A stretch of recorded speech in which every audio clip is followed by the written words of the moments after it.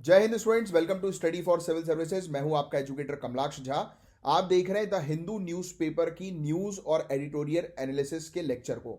और ये लेक्चर आपकी सिविल सर्विसेज की जर्नी के लिए काफ़ी ज़्यादा इंपॉर्टेंट है। इस लेक्चर का फ़ायदा आपको कैसे उठाना है तो ध्यान से सुन लो। देखो, सबसे पहले तो डिस्क्रिप्शन पर देख लो, आप पूरे टॉपिक्स हमने दिए हुए हैं कि आज के लेक्चर में कौन से टॉपिक्स हम कवर करेंगे। दूसरी चीज़, आपको ईयरफोन लगाकर एक शांत जगह पर बैठना है और ध्यान से पूरे लेक्चर को सुनना है, क्योंकि एक पॉडकास्ट लेक्चर है और साथ ही साथ पेन और पेपर लेकर रफ में चीजें लिखते चलना है। और रफ में लिखना है। क्यों रफ में लिखना है? क्योंकि लेक्चर में ही मैं आपको शॉर्ट नोट्स दे दूंगा और वो शॉर्ट नोट्स आपके एग्जामिनेशन के लिए हेल्पफुल होंगे। तो बिना समय वेस्ट किए फटाफट लाइक का बटन हिट कर लो, नए आए हो चैनल को सब्सक्राइब करो और इस लेक्चर को शेयर जरूर करना। अब बड़े इंपॉर्टेंट टॉपिक की बात हो रही है जो जीएस पेपर 3 के पॉइंट ऑफ व्यू से इंपॉर्टेंट है। हम बात करेंगे why India's 6 gigahertz spectrum dilemma is affecting PS5 pro console जो इंडिया के अंदर लॉन्च हुआ है। तो आइए समझते हैं पूरे मुद्दे को स्टेप बाय स्टेप, और बड़ा इंटरेस्टिंग सा टॉपिक है। सबसे पहले यह समझते हैं कि प्रॉब्लम है क्या। तो प्ले स्टेशन 5 प्रो जो कि एक हाई एंड गेमिंग कंसोल है, और किस किस ने प्ले स्टेशन खेला है? मैं तो बहुत खेलता था यार। और मैं जिस समय खेलता था उस समय एक बहुत ही बढ़िया सा मैंने PS2 से खेलना शुरू किया था। यानी कि मैंने PS2 ही खेला है। खेलना क्या शुरू किया, मतलब PS2 ही खेला बस मैंने। बहुत पुरानी बात कर रहा हूँ। और उसमें मैंने स्मैकडाउन वर्सेस रॉ करके एक गेम आता था, वो खेलता था मैं। मुझे वो बहुत पसंद था। और किसको कौन सा गेम पसंद है बताना ज़रा नीचे कमेंट बॉक्स पे लिखकर। सो प्ले स्टेशन 5 प्रो ये एक हाई एंड गेमिंग कंसोल है कि मज़ा आ जाएगा खेल के। पूरे दुनिया भर में लॉन्च हो चुका है, और लेकिन इंडिया में इसका लॉन्च डिले हो रहा है। क्यों? क्योंकि इंडिया में अभी तक 6 गीगाहर्ट्ज स्पेक्ट्रम को वाईफाई के लिए डी लाइसेंस नहीं किया गया है। यह बैंड वाईफाई 7 टेक्नोलॉजी के लिए काफी क्रिटिकल है। अब ये 6 गीगाहर्ट्ज स्पेक्ट्रम होता क्या है? स्पेक्ट्रम का मतलब है रेडियो फ्रीक्वेंसी का रेंज जो कम्युनिकेशन और डेटा ट्रांसफर के लिए यूज होता है। वाईफाई 7 जो एक एडवांस टेक्नोलॉजी है वो 6 गीगाहर्ट्ज बैंड यूज करती है। इसके बेनिफिट है faster speed, lower latency. Latency का मतलब पेज खुलने में कितना टाइम लग रहा है। यानी कि आपने कोई भी जैसे डाला studyforcivilservices.com, उसको खुलने में कितना टाइम लग रहा है, या मेरा नाम सर्च कर लिया कमलाक्ष झा, उसको खुलने में कितना टाइम लग रहा है। तो जितना टाइम जो है वो लग रहा है, that is called latency, right? कम लगना। बेटर कनेक्टिविटी, कि इसमें कनेक्टिविटी काफी बेटर होगी, राइट? बट प्रॉब्लम यह है कि इंडिया और चाइना जैसी कंट्रीज ने 6 गीगाहर्ट्ज बैंड को वाईफाई के लिए फ्री नहीं किया है। अभी ये स्पेक्ट्रम सैटेलाइट कम्युनिकेशन के लिए रिजर्व्ड है, स्पेशली इसरो के काम के लिए। पूरे दुनिया भर की अगर हम बात करें तो 6 गीगाहर्ट्ज बैंड का यूज डिवाइडेड है। यूएसए और यूरोप की बात करें तो इन्होंने 6 गीगाहर्ट्ज बैंड को वाईफाई के लिए फ्री कर दिया है, और इस वजह से वहां PS5 प्रो जैसे डिवाइसेस बिना किसी इशू के लॉन्च हो रहा है। इंडिया और चाइना की बात करें तो ये कंट्रीज जो है वो अभी भी यहां पर प्रॉब्लम्स है। इनका फोकस सैटेलाइट और टेलीकॉम पर ज्यादा है। तो यहां पर एक डिबेट होती है, should India also free this spectrum for wifi, या इसे सैटेलाइट कम्युनिकेशन के लिए ही रिजर्व रखना चाहिए? तो आपका क्या विचार है? अब विचार तो आप लिखिएगा, बट उससे पहले ये समझिए कि इंडिया क्यों ऐसा कर रहा है। भाई इंडिया जो है वो क्या दिक्कत क्या है इंडिया को? तो देखो भाई, सवाल ये है कि इंडिया को दिक्कत ये है नेशनल सिक्योरिटी की। सैटेलाइट कम्युनिकेशन काफी क्रिटिकल है, स्पेशली डिफेंस और रिमोट एरियाज के लिए। इसरो का काम लार्जली 6 गीगाहर्ट्ज स्पेक्ट्रम पर डिपेंड करता है। तो हम इस स्पेक्ट्रम को फ्री नहीं कर सकते, क्योंकि इसमें फिर हैक होने का अभी खतरा है। टेलीकॉम कंपनीज भी इस स्पेक्ट्रम के लिए कंपीट कर रही हैं, क्योंकि 5G और 6D टेक्नोलॉजीज के लिए ये काफी इंपॉर्टेंट हो सकती है 6 गीगाहर्ट्ज स्पेक्ट्रम वाली। अब इसका इंपैक्ट क्या है? अगर इंडिया 6 गीगाहर्ट्ज स्पेक्ट्रम को वाईफाई के लिए फ्री नहीं करता तो टेक कंपनी जैसे कि सोनी जो PS5 प्रो लॉन्च करना चाहती है इंडिया में, वो अफेक्ट होगी। इंडियन गेमर्स और टेक यूजर्स एडवांस डिवाइस का यूज नहीं कर पाएंगे। टेलीकॉम ऑपरेटर्स और कंज्यूमर इलेक्ट्रॉनिक्स कंपनीज के बीच कॉन्फ्लिक्ट और बढ़ेगा। वाईफाई एडवांसमेंट स्लो होगी, जो इंडिया के डिजिटल इंडिया विजन को इंपैक्ट करेगी। तो GS paper 3 science and technology और जीएस पेपर 2 गवर्नेंस के लिए इंपॉर्टेंट है। इवन ऐसे वाले टॉपिक्स भी इससे रिलेटेड पूछे जा सकते हैं। तो ये इंडिया के 6 गीगाहर्ट्ज स्पेक्ट्रम डिलेमा का पूरा एनालिसिस था। इंडिया के लिए ये एक ट्रिकी डिसीजन है और क्या प्रायोरिटी दी जाए, एडवांस्ड वाईफाई टेक्नोलॉजी या सैटेलाइट कम्युनिकेशन। इसका डिसीजन फ्यूचर में इंडिया के टेक लैंडस्केप और ग्लोबल कॉम्पिटिटिवनेस को शेप करेगा। देखते हैं अब आगे चल के क्या होता है। बाकी शॉर्ट नोट्स में आप लिख लो 6 गीगाहर्ट्ज स्पेक्ट्रम के बारे में कि ये वाईफाई 7 के लिए बहुत इंपॉर्टेंट है, जो फास्टर स्पीड और बेटर कनेक्टिविटी प्रोवाइड कराता है, और इंडिया ने इसको जो है वो इसरो के उपयोग के लिए रिजर्व कर रखा है। पूरे दुनिया भर में यूएसए और यूरोप जो है वो इसको वाईफाई में यूज चालू कर दिया है, बट इंडिया और चाइना के अंदर अभी नहीं है। इससे टेक कंपनीज अफेक्ट होंगी, जैसे कि सोनी, टेलीकॉम ऑपरेटर्स अफेक्ट होंगे, इंडिया की डिजिटल ग्रोथ जो है वो रुकेगी। तो ऐसे बस शॉर्ट नोट इस टॉपिक से रिलेटेड आप लिख सकते हो। सो गाइस, सबसे पहले टॉपिक में जो है वो हम बात करेंगे महाराष्ट्र की महायुति अलायंस के बारे में, इसके रीसेंट डेवलपमेंट्स के बारे में, और समझेंगे इसका पॉलिटिकल सिग्निफिकेंस क्या है, जो आपके जीएस पेपर 2 के लिए बहुत रेलिवेंट है। सो सबसे पहले समझते हैं कि महायुति है क्या। तो महाराष्ट्र में, ध्यान से सुनिएगा, महाराष्ट्र में बीजेपी, एनसीपी यानी कि अजीत पवार वाला फैक्शन जो है, और शिवसेना, इन तीनों ने मिलकर एक गठबंधन बनाया है, एक अलायंस बनाया है, जिसे हम महायुति के नाम से जानते हैं। अब ये न्यूज में क्यों है? तो रीसेंट इलेक्शंस के बाद ये अलायंस क्लियर मेजॉरिटी के साथ आई है, लेकिन अब तक चीफ मिनिस्टर का फैसला नहीं हुआ है। इसका इंपैक्ट सिर्फ महाराष्ट्र तक ही सीमित नहीं, बल्कि नेशनल पॉलिटिक्स तक भी जाता है। सो आपको बता दें कि हर पार्टी अपने लीडर को चीफ मिनिस्टर बनवाना चाहती है, यानी कि ये तीनों पार्टीज का जो अलायंस हुआ है, तो हर पार्टी चाहती है कि उनका व्यक्ति ही चीफ मिनिस्टर बने। बीजेपी ऑब्जर्वर्स के आने के बाद फाइनल डिसीजन लिया जाएगा, और सीएम की पोस्ट पे जो है वो टसल है, यानी कि एक लड़ाई जो है वो चल रही है इस चीज को लेकर कि कौन जो है वो बैठेगा सीएम की पोजीशन पे। इसके अलावा कैबिनेट को लेकर, डिस्ट्रीब्यूशन को लेकर एक इशू है, राइट। पावर शेयरिंग फॉर्मूला जो है वो बनाया जाएगा, ये कहा जा रहा है, ऐसी कुछ खबरें जो है वो आ रही है, जो तीनों पार्टीज के बीच बैलेंस क्रिएट करेगा कि आपस में तीनों पार्टीज को इक्वल पावर मिल सके, जिससे कि कोई भी पार्टी नाराज ना हो और फिर आगे चल के ऐसी स्थिति ना बने कि उन्होंने अलायंस तोड़ दिया और फिर सरकार जो है वो गिर गई। और बताया जा रहा है कि 26 नवंबर तक होने की, मतलब यानी कि कल के डेट तक जो है वो होने की जो है वो संभावना है। अपकमिंग असेंबली सेशन में हम लोग को जो है वो देखने को मिलेगा कि 26 नवंबर तक इस पर डिसीजन जो है वो कंप्लीटली ले लिया जाएगा, तब हम और बात करेंगे। बट ये टॉपिक आपके लिए क्यों इंपॉर्टेंट है, अब इसको हम लोग समझते हैं। तो ये तो न्यूज़ की बेसिक बात हो गई, और महायुति के बारे में आपको मैंने एक आइडिया दे दिया कि एक जनरल आपको आइडिया होना चाहिए कि महाराष्ट्र की पॉलिटिक्स में अभी चल क्या रहा है। सो मल्टी पार्टी सिस्टम में अलायंस पॉलिटिक्स और डिसीजन मेकिंग का कॉम्प्लेक्सिटी हाईलाइट करता है। मतलब कि सिंपल शब्दों में कि जब मल्टी पार्टी सिस्टम है, यानी कि हमारे यहाँ पर अलग अलग पार्टीज है, और उसके बीच में जब ये गठबंधन होता है, तो ये क्या कर रहा है, ये कॉम्प्लेक्सिटी क्रिएट कर रहा है। किस चीज को लेकर? पावर को लेकर, कि कौन सी पॉलिटिकल पार्टी ज्यादा पावर रखेगी, या किसका चीफ मिनिस्टर जो है वो रहेगा, ऐसी चीजें होती है ना। तो इससे क्या होता है, इससे कई बार झगड़े होते हैं, इससे कई बार कॉन्फ्लिक्ट्स होते हैं। कैसे अलग अलग आइडियोलॉजीज मिलकर एक सरकार चलाने की कोशिश करती हैं, ये चीज हम लोग को कोलिशन डायनेमिक्स में देखने को मिलता है कि सभी पॉलिटिकल पार्टीज की आइडियोलॉजी, विचारधारा अलग है, बट फिर भी वो क्या कर रहे हैं, मिलकर जो है वो सरकार चलाने पर टारगेट कर रहे हैं, फोकस कर रहे हैं। फिर कोलिशन गवर्नमेंट, यानी कि ये गठबंधन की सरकार जो होती है, इसमें पावर शेयरिंग सबसे बड़ा चैलेंज होता है, और इसका इंपैक्ट कहीं ना कहीं हम लोग को गवर्नेंस यानी कि शासन पे देखने को मिलता है। इस प्रोसेस में इलेक्शन कमीशन, गवर्नर और पॉलिटिकल पार्टीज के इंटरनल मैकेनिज्म का क्या रोल होता है, यह भी आपको समझना बहुत ज्यादा जरूरी है। यूपीएससी और पीएससी के पॉइंट ऑफ व्यू से अगर हम लोग देखें, सो आपको इस तरह के क्वेश्चंस देखने को मिल सकते हैं मेंस में, कि जो कोलिशन पॉलिटिक्स जो है उसके क्या चैलेंजेस हैं इंडिया के अंदर, और गवर्नेंस पर इसका क्या इंपैक्ट है, शासन पर इसका क्या इंपैक्ट है।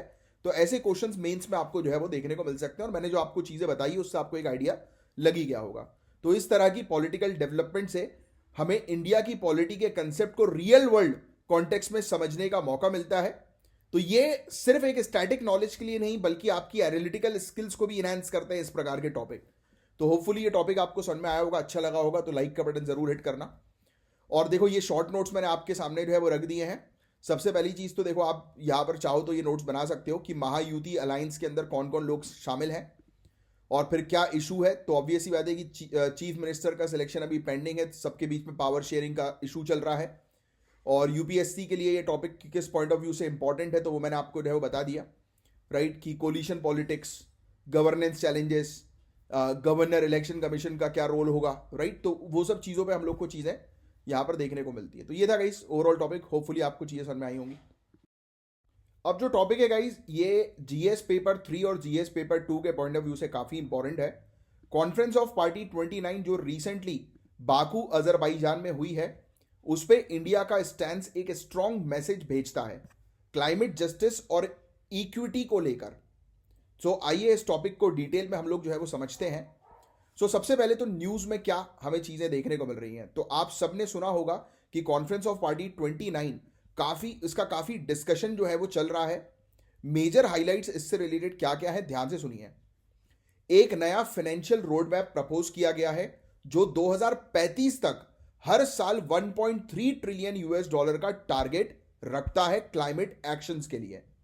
साथ ही एक 300 बिलियन यूएस डॉलर का पूल्ड एनुअल फिगर का बेस क्रिएट करने की बात की गई है कि हर साल 300 बिलियन यूएस डॉलर का फंड जो है वो क्रिएट करना है। और इंडिया ने इस एग्रीमेंट को रिजेक्ट कर दिया है क्योंकि ये ग्लोबल क्लाइमेट क्राइसिस के स्केल को एड्रेस करने के लिए काफी नहीं है। यानी कि सोचो, इतनी ज्यादा फंडिंग 300 बिलियन यूएस डॉलर तक की, तो इंडिया बोल रहा है कि ये सही नहीं है, इसमें और पैसा लगाओ और फंडिंग करो, ये काफी नहीं है। क्या और हुआ है कॉन्फ्रेंस ऑफ पार्टी 29 में, तो इसमें कार्बन मार्केट्स पे सहमति अचीव की गई है। यह कहा गया है कि सभी लोगों से, सभी कंट्री से, कि कार्बन क्रेडिट्स, कार्बन मार्केट्स पर काम किया जाए। सब कंट्रीज को बोला गया है कि वो और भी स्ट्रॉन्ग क्लाइमेट प्लान्स बनाएं जो 1.5 डिग्री सेल्सियस के टारगेट को अचीव कर सके। नेक्स्ट, अब बात करते हैं इंडिया के स्टैंड की। इंडिया का कहना है कि डेवलप कंट्रीज का कमिटमेंट पर्याप्त नहीं है, पहला पॉइंट।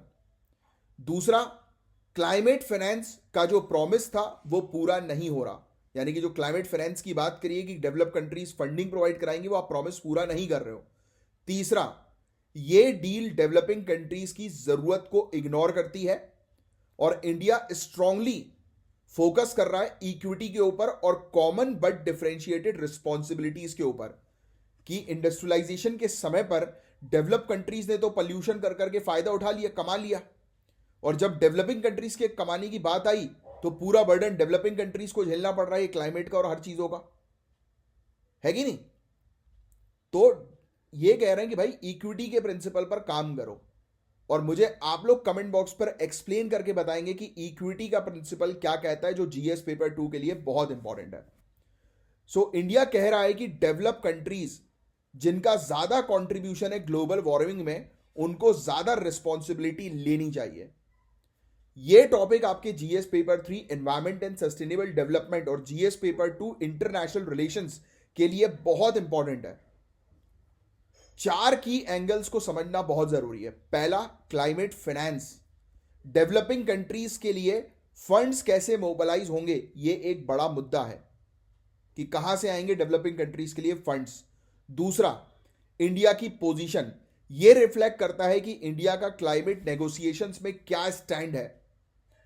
इक्विटी और रिस्पॉन्सिबिलिटी, ये इस पर मेन फोकस किया जा रहा है। तीसरा, इंटरनेशनल रिलेशंस, डेवलप्ड और डेवलपिंग कंट्रीज के डायनेमिक्स कैसे इवॉल्व हो रहे हैं, इसको समझना बहुत जरूरी था।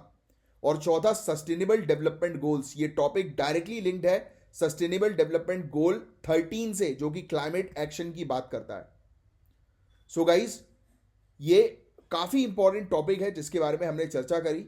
यूपीएससी में इस टॉपिक से रिलेटेड मेंस के क्वेश्चंस आ सकते हैं, जैसे कि एनालाइज करो कि आज की डेट में पूरे दुनिया भर के क्लाइमेट फाइनेंस को मोबिलाइज करने में क्या चैलेंजेस आ रहे हैं, यानी कि क्लाइमेट फाइनेंस को मतलब इकट्ठा करने में या क्लाइमेट फाइनेंस को बनाने में, क्लाइमेट फंड को बनाने में क्या प्रॉब्लम्स आ रही हैं, राइट, डेवलपिंग कंट्रीज को स्पेशली। तो आप इंडिया का स्टैंड लिखेंगे, जो इंडिया ने जो बात कही अभी कॉन्फ्रेंस ऑफ पार्टी 29 में। अब मेरा क्वेश्चन बहुत सिंपल था, अभी जो मैंने आपको पढ़ाया उसके अकॉर्डिंग बताओ, कॉन्फ्रेंस ऑफ पार्टी 29 कहां पर हुई है? कमेंट बॉक्स पर जो है वो लिखकर बताओ। सो कॉन्फ्रेंस ऑफ पार्टी 29 के बाद एक बार फिर डेवलपिंग कंट्रीज की नीड्स और इक्विटी का क्वेश्चन उठ गया है। इंडिया का यह स्ट्रॉन्ग स्टैंस हमें बताता है कि क्लाइमेट जस्टिस तभी पॉसिबल है जब सबका इक्वल कंट्रीब्यूशन हो। यस, कि सब इक्वली कंट्रीब्यूट करेंगे तभी क्लाइमेट जस्टिस मिल पाएगा, जलवायु न्याय जो है वो तभी हो सकेगा। अब देखो, मैंने आपके लिए कुछ शॉर्ट नोट्स यहां पर रखे हैं, मैं आपको एक्सप्लेन कर देता हूं कि हाइलाइट्स क्या है कॉन्फ्रेंस ऑफ पार्टी 29 की, कि 2035 तक हर साल 1.3 ट्रिलियन यूएस डॉलर का रोड मैप बनाया गया है। 300 बिलियन यूएस डॉलर हर साल जो है वो क्लाइमेट एक्शंस पे लगाए जाएंगे। कार्बन मार्केट्स को लेकर सभी लोग एग्री हुए हैं और यह कहा है कि और भी स्ट्रॉन्ग क्लाइमेट प्लान सभी कंट्रीज बनाएं। इंडिया का क्या स्टैंड है? तो इंडिया ने जो है वो रिजेक्ट कर दिया है इस डील को और कहा है कि यह डील पर्याप्त नहीं है। दूसरा, डेवलप्ड कंट्रीज को इंडिया ने आलोचना करी, डेवलप्ड कंट्रीज की क्रिटिसाइज किया कि वो अपने कमिटमेंट्स, अपने प्रॉमिस को फेल कर रही हैं, पूरा नहीं कर पा रही हैं। तीसरा, इंडिया ने बोला कि इक्विटी के प्रिंसिपल की बात करी इंडिया ने, और इंडिया ने बात करी सीबीडीआर के बारे में। अब आप मुझे ही कमेंट बॉक्स पर लिखकर बताएंगे कि ये सीबीडीआर का फुल फॉर्म क्या है, जो मैंने आपको थोड़ी देर पहले ही बताया था। तो ये चीज है जिसके बारे में आप थोड़ा सा जो है वो ध्यान में रखिएगा इस टॉपिक को। अब गाइस, इस आर्टिकल के अंदर हम डिस्कस करेंगे इंडिया की अर्बन इंफ्रास्ट्रक्चर फाइनेंसिंग के बारे में, इसके इंपॉर्टेंस, इसकी चैलेंजेस और इसके सॉल्यूशंस के बारे में। ये टॉपिक सिविल सर्विसेज के लिए बहुत इंपॉर्टेंट है, स्पेशली जीएस पेपर 3 इकोनॉमी और इंफ्रास्ट्रक्चर के पॉइंट ऑफ व्यू से। और अगर आपको अर्बनाइजेशन, सस्टेनेबल डेवलपमेंट गोल्स और पब्लिक प्राइवेट पार्टनरशिप समझना है तो ये टॉपिक बहुत इंपॉर्टेंट है, पूरा जरूर देखना। और अभी तक लाइक का बटन हिट नहीं किया तो कर लो, चैनल को सब्सक्राइब नहीं किया तो तुरंत कर लो, शेयर जरूर कर देना यार। तो क्या है न्यूज में? तो इंडिया का अर्बन पॉपुलेशन अगले 30 सालों में 400 मिलियन से 800 मिलियन तक बढ़ने वाला है, यानी कि शहर में रहने वाले लोगों की संख्या बढ़ने वाली है अगले 30 सालों में। एक वर्ल्ड बैंक की रिपोर्ट के मुताबिक इंडिया को 70 लाख करोड़ रुपए तक 2036 तक अर्बन इंफ्रास्ट्रक्चर रिक्वायरमेंट्स को फुलफिल करने के लिए चाहिए होंगे। 70 लाख करोड़ रुपए चाहिए हमें 2036 तक हमारी अर्बन इंफ्रास्ट्रक्चर की नीड्स को पूरा करने के लिए। म्युनिसिपल फाइनेंसेस यानी कि म्युनिसिपैलिटी का जो फंड है, जीडीपी के सिर्फ 1% पर रुका हुआ है, स्थिर है, स्टैग्नेंट है। यहां रेवेन्यू कलेक्शन में इनएफिशिएंसी और पब्लिक प्राइवेट पार्टनरशिप मॉडल का अंडर यूटिलाइजेशन देखने को मिलता है, यानी कि पीपीपी मॉडल म्युनिसिपैलिटीज में नजर नहीं आते, और म्युनिसिपैलिटीज का जो रेवेन्यू कलेक्शन का जो मॉडल है वो सही नहीं है, बहुत इनएफिशिएंट है। तो चैलेंज सिर्फ पैसा ही नहीं, लेकिन गवर्नेंस और प्लानिंग भी एक बड़ी समस्या है। सिर्फ पैसे का इशू नहीं है, शासन का भी और प्लानिंग बहुत जरूरी है, तो वो भी एक बड़ा चैलेंजेस है। तो अर्बन इंफ्रास्ट्रक्चर फाइनेंसिंग के क्या क्या चैलेंजेस है, आइए समझते हैं। पहला चैलेंज, लो म्युनिसिपल रेवेन्यू। म्युनिसिपल रेवेन्यू काफी कम है। भारत के म्युनिसिपल कॉर्पोरेशंस की रेवेन्यू जीडीपी का सिर्फ 1% है। प्रॉपर्टी टैक्स और लोकल लेवीज का इनएफिशिएंट कलेक्शन सिस्टम एक बड़ी प्रॉब्लम है। पीपीपी डिक्लाइन हो रहा है, पब्लिक प्राइवेट पार्टनरशिप का ट्रेंड डिक्लाइन हो रहा है। पब्लिक प्राइवेट पार्टनरशिप एक इंपॉर्टेंट फंडिंग मॉडल है, लेकिन रीसेंट कुछ सालों में देखा गया है कि इसका यूज बहुत कम हो गया है। प्रोजेक्ट्स की वायबिलिटी और रिस्क शेयरिंग के मुद्दों की वजह से प्राइवेट प्लेयर्स इंटरेस्ट लूज कर रहे हैं, क्योंकि प्रोजेक्ट में गवर्नमेंट रिस्क शेयर करना नहीं चाहती। लॉस हुआ तो प्राइवेट सेक्टर का हुआ, तो इस चीज को लेकर प्राइवेट सेक्टर इन्वॉल्व नहीं हो रहा है। हाई अर्बन पॉपुलेशन ग्रोथ है, पॉपुलेशन की बहुत तेजी से ग्रोथ इंफ्रास्ट्रक्चर को और प्रेशराइज कर रही है। बेसिक सर्विसेज जैसे कि sanitation, water supply, public transport की डिमांड काफी तेजी से बढ़ रही है। प्लानिंग और एग्जीक्यूशन गैप्स, बहुत सारे प्रोजेक्ट्स प्लानिंग के लेवल पर फेल हो जाते हैं, एग्जीक्यूशन में डिले हो रहा है। कॉस्ट ओवररन्स भी एक काफी बड़ा इशू है। भाई कीमत बढ़ जाती है ना, आज आपने टेंडर जो है वो निकाला, वो इंप्लीमेंट ही नहीं हुआ, और जब इंप्लीमेंट हुआ तब, और जिस प्राइस पे इंप्लीमेंट हुआ है, और बाद में जब इंप्लीमेंट होगा तो मटेरियल कॉस्ट बढ़ गई, तो जो ठेकेदारों की तो एसटीसी हो गई ना यार, वो कहां से कमाएंगे? बात समझ रहे हो? तो इसलिए वो पीछे हट जाते हैं, बोलते छोड़ो यार। अब सोल्यूशन क्या है, आइए इस पर बात करें। सबसे पहली चीज तो हमें म्युनिसिपल फाइनेंसेस को मजबूत करना पड़ेगा, प्रॉपर्टी टैक्स में सुधार लाने पड़ेंगे, रेवेन्यू कलेक्शन सिस्टम को और एफिशिएंट बनाने की आवश्यकता है। स्टेट्स और अर्बन लोकल बॉडीज को ज्यादा पावर और फंडिंग मिले, इस पर मेन फोकस करना है। इसके अलावा डिजिटल पब्लिक इंफ्रास्ट्रक्चर पर काम करना है। डिजिटल पेमेंट सिस्टम और जीआईएस बेस्ड प्रॉपर्टी मैपिंग से फाइनेंशियल लीकेजेस कंट्रोल की जा सकती है। डीपीआई अर्बन सर्विस डिलीवरी को और बढ़ा देगी, एनहेंस कर देगी, यानी कि digital public infrastructure. PPP projects को फिर से रिवाइव करना होगा, और यह इंश्योर करना पड़ेगा कि फेयर रिस्क शेयरिंग होनी चाहिए पब्लिक और प्राइवेट सेक्टर में। ट्रांसपोर्ट प्रोजेक्ट जैसे कि मेट्रोज और रेल सिस्टम्स पीपीपी के अंडर प्रायोरिटाइज करने चाहिए। Sustainable development goal number 11 sustainable cities और कम्युनिटीज से रिलेटेड है, तो इसको अचीव करना तभी पॉसिबल होगा जब इंफ्रास्ट्रक्चर प्रोजेक्ट्स एनवायरमेंटली सस्टेनेबल और इंक्लूसिव हो। अर्बन प्लानर्स जो हैं, जो एडमिनिस्ट्रेटर्स हैं, जो आगे चल के आप बनोगे, इनकी ट्रेनिंग की आवश्यकता है ताकि लॉन्ग टर्म तक प्लानिंग और सिटीजन सेंट्रिक गवर्नेंस हो। और आगे के 30 साल अर्बन इंडिया के लिए काफी क्रिटिकल है। अर्बन फाइनेंसिंग और इंफ्रास्ट्रक्चर डेवलपमेंट सिर्फ एक इकोनॉमिक इशू नहीं है, यह सोशल जस्टिस यानी कि सामाजिक न्याय और एनवायरमेंटल सस्टेनेबिलिटी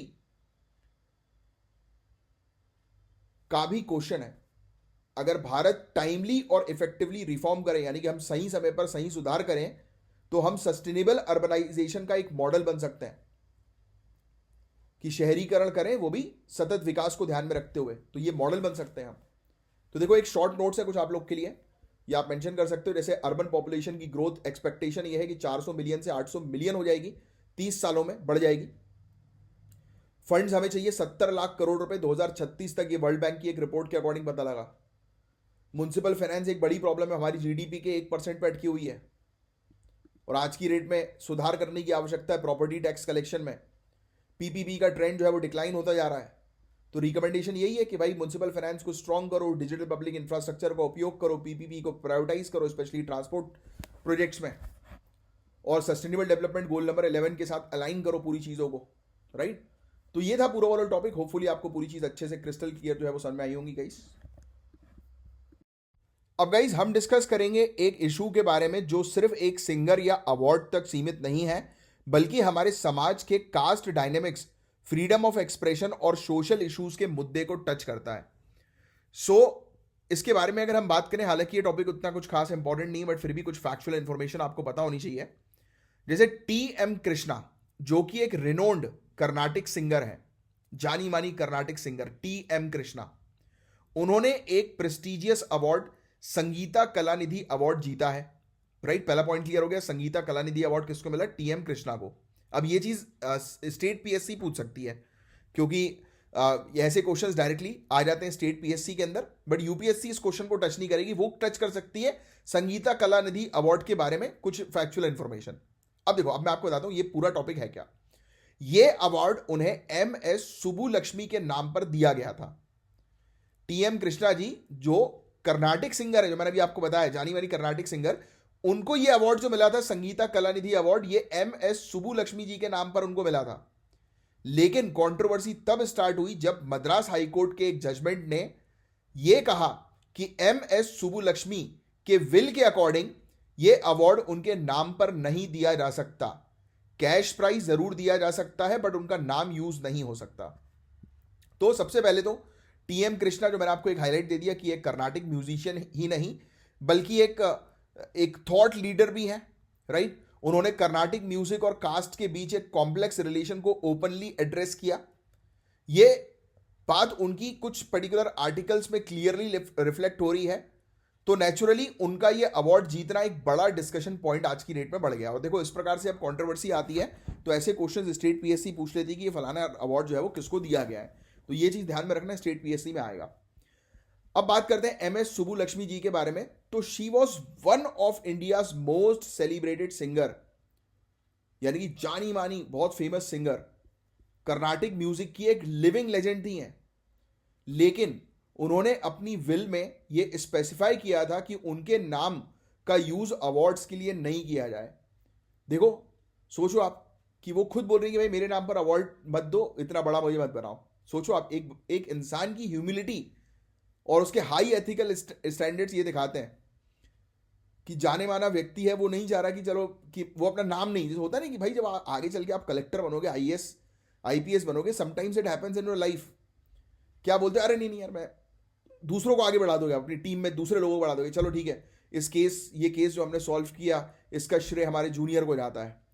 तो मतलब आपने क्या किया, आपने सामने वाले को जो है वो रिस्पेक्ट जो है वो दे दी, रिकॉग्नाइजेशन अपना छोड़ के सामने वाले को दे दिया। तो नाम किसका होगा, इनडायरेक्टली आपका। अरे यार देखो मैडम यार, यार देखो यार सर यार, कितने बढ़िया है यार, कि वो दूसरे को रिकॉग्नाइज कर रहे हैं, मुझे नहीं, अपने खुद को नहीं, मतलब देखो। तो ये चीज है, तो ये वर्डिक्ट उनकी इस लेगेसी को रिस्पेक्ट करता है। अब आप बोलोगे यार मद्रास हाईकोर्ट गलत कर रही है, क्या बात हुई? अरे भैया, जब सामने वाला व्यक्ति खुद बोल रहा है कि मुझे ये नहीं पसंद। अब जैसे आपको अब्दुल कलाम साहब की मैं बात बताऊं, अब्दुल कलाम साहब जो है, एक बार उनको ऐसी अवार्ड मतलब एज ए चीफ गेस्ट के तौर पर कहीं पर बुलाया गया किसी यूनिवर्सिटी में। वो गए वहां पर, तो उनने देखा कि उनकी जो बैठने की सीट थी, कुर्सी जो थी, वो दूसरों से अलग थी। मतलब होता नहीं कि भाई चीफ गेस्ट के लिए अलग कुर्सी, बिल्कुल, क्योंकि जब आप कलेक्टर बनोगे आगे चल के, भैया आपके जलवे होंगे भाई साहब, आईपीएस वगैरह बनोगे, जलवे होंगे, जहां आप जाओगे ना वहाँ आपका बैठने का व्यवस्था अलग टाइप की होगी 100 लोगों से, या जितने भी वहाँ पर है उन लोगों से, आपको एक अलग लग्जरी फीलिंग जो है वो दी जाएगी। तो वही चीज़ उनको दी गई। तो अब्दुल कलाम साहब ने उस चेयर को हटवाया और नॉर्मल चेयर जो है वो अपने लिए बुलवाई, बोलते कि मेरे लिए नॉर्मल चेयर दीजिए, मुझे ये मत दीजिए। तो देखो, ये बड़प्पन जो है वो दिखाता है एक व्यक्ति का, और ये इक्वलिटी के प्रिंसिपल को भी रिफ्लेक्ट करता है कि भाई मुझे इतनी रिस्पेक्ट मत दो, मैं सबके बराबर एक जैसा हूं।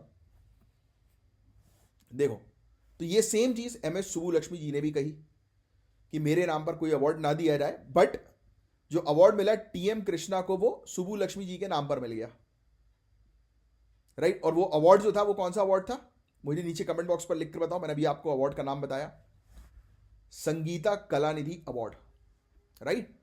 तो बस यही चीज था। और इस इशू का बैकड्रॉप में एक और इंपॉर्टेंट चीज है कास्ट की। कर्नाटिक म्यूजिक को ट्रेडिशनली एक प्रिविलेज कास्ट की डोमेन माना गया है, लेकिन कृष्णा जैसे आर्टिस्ट इस स्ट्रक्चर को चैलेंज करते हैं। उन्होंने एमएस सुब्बुलक्ष्मी जी के नाम और कास्ट के इंपैक्ट पर लिखा, उन्होंने आर्टिकल लिखा कि इस वजह से ये डिबेट कर्नाटिक म्यूजिक कम्युनिटी के अंदर और इंटेंस हो गया। मद्रास हाईकोर्ट का ये डिसीजन सिर्फ एक अवार्ड पर अप्लाई नहीं करता, ये सभी ऑर्गेनाइजेशन के लिए एक प्रेसिडेंट सेट करता है जो एमएस सुब्बुलक्ष्मी के नाम का यूज अवार्ड्स के लिए करते हैं। इसका एक ब्रॉडर इंप्लीकेशन ये है कि हमें समाज के आइकन्स की लेगेसी को उनकी विशेष, यानी कि जो उनकी इच्छा है उसकी रिस्पेक्ट के साथ मेंटेन करना चाहिए, कि जो उनकी इच्छा है उसके साथ मेंटेन करो भाई। तो जीएस पेपर 1 जीएस पेपर 2 दोनों पॉइंट ऑफ व्यू से ये टॉपिक काफी ज्यादा इंपॉर्टेंट है आप लोग के लिए। तो ये था गाइस ओवरऑल टॉपिक, होपफुली आपको पूरी चीज समझ में आई होगी। और ये देखो आप के सामने इसके नोट्स जो है वो आपको दिखाई दे रहे हैं। सबसे पहले टीएम कृष्णा और उनसे रिलेटेड कंट्रोवर्सी मैंने मेंशन कर दी है कि कर्नाटिक सिंगर को मिला है संगीत कलानिधि अवार्ड, और किसके नाम पर, एमएस सुब्बुलक्ष्मी जी के नाम पर। मद्रास हाईकोर्ट ने जो है वो इसके अगेंस्ट रूल किया कि भाई उनका नाम नहीं मेंशन करना है क्योंकि वो उनकी इच्छा के विरुद्ध था। फिर आइकॉनिक कर्नाटिक सिंगर हैं एमएस सुब्बुलक्ष्मी जी, अपनी ह्यूमिलिटी और एथिक्स के लिए जानी जाती हैं, और इनके नाम का उपयोग जो है वो अवार्ड्स के लिए नहीं किया जाएगा क्योंकि उन्होंने इस चीज के बारे में कहा था। और टी एम कृष्णा जी का वर्क जो है वो चैलेंज करता है कास्ट हिरार्कीज को कर्नाटिक म्यूजिक के अंदर, क्योंकि कर्नाटिक म्यूजिक के अंदर प्रेस्टिजियस कास्ट को ही बेसिकली प्रायोरिटी दी जाती थी। तो उन्होंने इस चीज पर बहुत चीजें लिखी। तो टी एम कृष्णा जी जो है वो सिर्फ एक म्यूजिशियन नहीं है, बल्कि, या सिंगर नहीं, बल्कि वो भी है समाज सुधारक। और जुडिशरी का रोल जो है वो क्या रहा इसमें, तो मद्रास हाईकोर्ट का हमने देखा कि भाई उन्होंने जो रिस्पेक्ट करी कि भाई जो आइकन्स जो लोग हैं, आइकॉनिक लोग हैं, जो जिनको हम लोग जो है वो जानते हैं किसी चीज के लिए, जब उनकी इच्छा नहीं है कि उनका नाम यूज ना करो तो ना करो ना यार, क्यों कर रहे हो। तो ये चीज़ है। तो ये काफ़ी इंपॉर्टेंट टॉपिक था और होपफुली आपको पूरा टॉपिक अच्छे से क्रिस्टल क्लियर समझ में आया होगा। ईरान का न्यूक्लियर डिस्कशन यूके, फ्रांस और जर्मनी के साथ, ये टॉपिक जीएस पेपर 2 के लिए काफ़ी इंपॉर्टेंट है। सो रीसेंट रिपोर्ट्स के हिसाब से ईरान अपनी न्यूक्लियर डिस्कशन कंडक्ट करेगा फ्रांस, जर्मनी और यूके के साथ इस फ्राइडे को। ये डिस्कशन सिर्फ न्यूक्लियर प्रोग्राम तक लिमिटेड नहीं है, बल्कि पैलेस्टीन और लेबनान जैसे रीजनल इश्यूज को भी इंक्लूड करेंगे। इस कॉन्टेक्स्ट में एक रीसेंट यूनाइटेड नेशन रेजोल्यूशन ने ईरान को क्रिटिसाइज किया है for its lack of cooperation with the international atomic energy agency, मतलब कि ये IAEA के साथ जो है वो कोऑपरेट नहीं कर रहा ईरान। ये रेजोल्यूशन टेंशंस को और बढ़ा रहा है क्योंकि ईरान का न्यूक्लियर प्रोग्राम हमेशा से एक कंटेंशियस इशू रहा है, क्योंकि डर यही रहता है कि कहीं ईरान जो है वो यूरेनियम इनरिचमेंट इतना ना करके न्यूक्लियर बॉम्ब बना ले और ये दुनिया के लिए जो है वो खतरा ना बन जाए, और इसका डर और इसका शक सभी को है। सो समझना जरूरी है कि ये मुद्दा सिर्फ ईरान तक सीमित नहीं है, ये एक ग्लोबल स्टेबिलिटी के लिए भी मेजर चिंता वाली बात है। ईरान और वेस्टर्न कंट्रीज के बीच में जो रिलेशनशिप खराब हुए हैं, ये इंटरनेशनल जियोपॉलिटिक्स को डायरेक्टली इंपैक्ट करते हैं। इंटरनेशनल एटॉमिक एनर्जी एजेंसी का क्रिटिसिज्म और ईरान का यूरेनियम इनरिचमेंट कैपेसिटी एक्सपेंड करने का अनाउंसमेंट पूरे दुनिया भर की न्यूक्लियर नॉन प्रोलिफरेशन रिजीम के लिए एक बहुत बड़ी चुनौती है, चैलेंज है। रिसेंटली ईरान ने अपने एनरिच्ड यूरेनियम स्टॉक को कैप करने का कमिटमेंट दिया था सिर्फ 60% प्योरिटी तक, लेकिन इस यूनाइटेड नेशन रेजोल्यूशन के बाद ईरान ने एडवांस सेंट्रीफ्यूज का यूज करके अपने एनरिचमेंट कैपेसिटी को और बढ़ाने का डिसीजन लिया। अब सुनो चिंता वाली बात क्या है। चिंता वाली बात यह है कि 60% प्योरिटी तक एनरिच्ड यूरेनियम काफी ज्यादा है, जो सिविलियन न्यूक्लियर एनर्जी के लिए जरूरत से ज्यादा है। यह न्यूक्लियर वेपन बनाने की तरफ एक कदम हो सकता है। 60% मतलब बहुत ज्यादा होता है यूरेनियम एनरिचमेंट, यानी कि इतनी प्योरिटी में वो न्यूक्लियर बॉम्ब आराम से बना सकता है। न्यूक्लियर एनर्जी के लिए इससे कम की आवश्यकता में काम चल जाता है, बट ये बहुत ज्यादा है। और ईरान को अगर संतुलन में नहीं रखा गया, उसके ऊपर दबिश जो है वो नहीं बनाई गई, तो बड़ी दिक्कतें क्रिएट हो सकती हैं। ईरान और वेस्टर्न कंट्रीज के बीच में जो टेंशन्स बढ़ रही है, चाहे वो सैंक्शंस की ले लो, चाहे वो मिलिट्री की ले लो, तो इससे न्यूक्लियर वॉर का रिस्क और ज़्यादा बढ़ जाता है। ईरान के न्यूक्लियर प्रोग्राम की शुरुआत हुई थी 1950s में, जब यूएसए ने एटम्स फॉर पीस इनिशिएटिव के अंडर सपोर्ट दिया था। मतलब सोचो आप, एक टाइम था जब यूनाइटेड स्टेट्स ने जो है वो एटम्स फॉर पीस इनिशिएटिव के थ्रू ईरान की न्यूक्लियर पावर जनरेशन पर काम किया, मतलब ईरान को एक न्यूक्लियर पावर बनाया। सोचो, तो यूनाइटेड स्टेट्स ने ही जो है वो बढ़ावा दिया था ईरान को, और आज की डेट में यूनाइटेड स्टेट्स ही पंगे में है। तो इसलिए कहते हैं ना, किसी दोस्त को जो है वो इतना गले मत लगा लो कि वो एक टाइम पर जो है वो आप ही के ऊपर जो है वो बंदूक ताने जो है वो खड़ा हो जाए। होता है कई बार, ऐसे ऐसे दोस्त होते हैं, आपकी लाइफ में भी बहुत आए होंगे कि जिनको कई बार तो हम बिल्कुल बहुत बहुत अच्छे से बात कर लेते हैं, बढ़िया से रहते हैं, और एक टाइम पे वो अपनी औकात दिखा के हमारे ऊपर ही चढ़ जाते हैं। तो उन दोस्तों में से एक दोस्त यूनाइटेड स्टेट्स का ईरान था। तो 1979 के ईरानियन रेवोल्यूशन के बाद रिलेशंस खराब हो गए यूएसए और ईरान के। 2015 में ईरान और P5+1 नेशंस के बीच एक joint comprehensive plan of action होता है, जिसको ईरान न्यूक्लियर डील के नाम से भी हम जानते हैं। और 2018 में यूएसए ने ट्रंप एडमिनिस्ट्रेशन के अंडर JCPOA से विड्रॉ करके ईरान पर सैंक्शंस लगा दिए। तब से लेकर अब तक टेंशंस काफ़ी बढ़ गई हैं। तो काफ़ी इंपॉर्टेंट था गाइस ये टॉपिक यूपीएससी के पर्सपेक्टिव से और पीएससी के पर्सपेक्टिव से। आगे चल के इससे रिलेटेड और टॉपिक्स देखने को मिलेंगे, तब डिटेल में बात करेंगे। और अब चाहो तो ये शॉर्ट नोट्स मेंशन कर लो इससे रिलेटेड कि ईरान जो है वो अभी डिस्कशन करेगा यूके, फ्रांस, जर्मनी के साथ, और न्यूक्लियर प्रोग्राम से रिलेटेड बातचीत होगी। यूनाइटेड नेशन ने क्रिटिसाइज किया है कि ईरान जो है वो किसी भी तरीके से जो है वो IAEA के साथ कॉपरेट नहीं कर रहा। अब कमेंट बॉक्स पे लिखकर अभी के भी बताओ कि IAEA का फुल फॉर्म क्या है। और यूरेनियम इनरिचमेंट 60% तक होना मतलब सीधी सीधी बात है कि ये न्यूक्लियर वेपन की तरफ संकेत देता है कि न्यूक्लियर वेपन बनाया जाएगा और इससे रीजनल डीस्टेबलाइजेशन होगा और ग्लोबल सिक्योरिटी के ऊपर खतरा होगा। और इंडिया जो है वो चाहती है कि भाई पीसफुल तरीके से चीज़ें रिजॉल्व हो और एनर्जी और ट्रेड टाइज जो है वो ईरान के साथ इंडिया मेंटेन रखे। तो ये था गाइस पूरा ओवरऑल टॉपिक और ये हमारा आज का लास्ट टॉपिक था। और इनिशिएटिव अगर आपको अच्छा लगा हो तो प्लीज़ कमेंट बॉक्स पर ज़रूर बताइएगा। तो हम इस इनिशिएटिव को जो है वो कंटिन्यू रखेंगे और ये आपके लिए काफ़ी फ़ायदेमंद भी है। तो ये इनिशिएटिव तो कंटिन्यू रहेगा ही, क्योंकि मैं आपके फ़ायदे के लिए ज़्यादा जो है वो सोचता हूँ। तो चलिए अब मिलते हैं हम लोग नेक्स्ट लेक्चर में, तब तक के लिए bye bye, take care, have a great day, जय हिंद।